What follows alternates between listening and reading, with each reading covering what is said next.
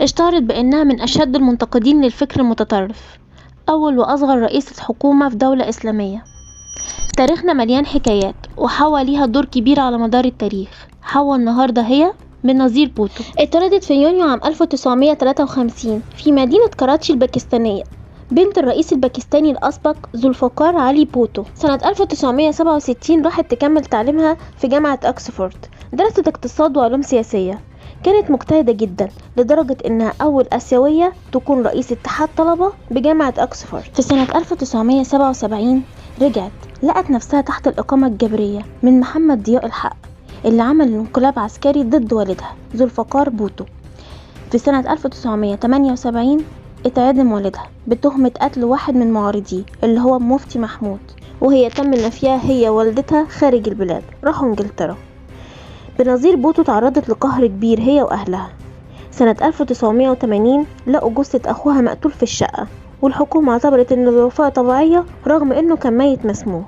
وبعدها بكام سنة أخوها التاني اتقتل في تبادل إطلاق نار ما بينه وما بين الشرطة. كانت زعيمة حزب الشعب الباكستاني في المنفى، ورجعت بعد كده بلدها سنة 1986 عشان تكون قائدة حملة وطنية للمطالبة بإجراء انتخابات عامة.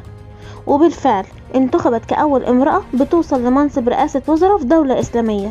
الكلام ده كانت سنة 1988، وفضلت في المنصب ده لمدة سنتين. لقت نفسها بتتحاكم بتهمة سوء استخدام السلطة والمحسوبية والفساد.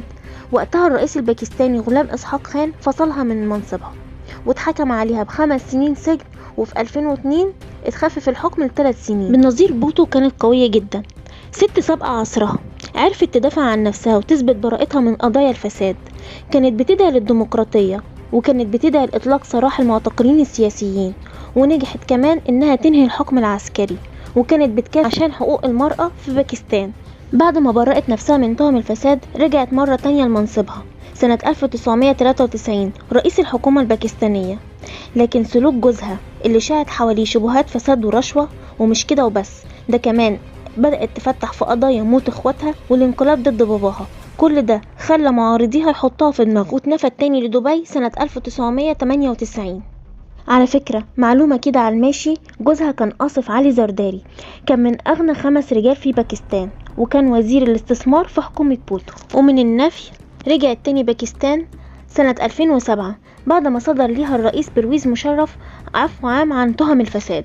بنظير بوتو كانت دايما بتنتقد التطرف، وكانت دايما بتتهدد من حركة طالبان والقاعدة. وفي يوم وهي خارجة من مؤتمر انتخابي لمناصريها انضرب عليها نار، واحدة في الصدر وواحدة في دماغها. ما كانتش أول محاولة اغتيال ليها، قبل وفاتها بشهرين في أكتوبر 2007 ربنا نجاها من محاولة اغتيال تفجير انتحاري بمدينة كراتشي. الكلام ده كان في 27 ديسمبر سنة 2007، وأعلنت مسؤوليتها عن اغتيال حركة طالبان في إسلام آباد. بنظير بوتو بتقول إن الديمقراطية هي أفضل انتقام، وإنها لقت مجموعة كبيرة من الأشخاص اللي بيعرضوها بسبب حقيقة بسيطة جدا تتلخص في كونها امرأة.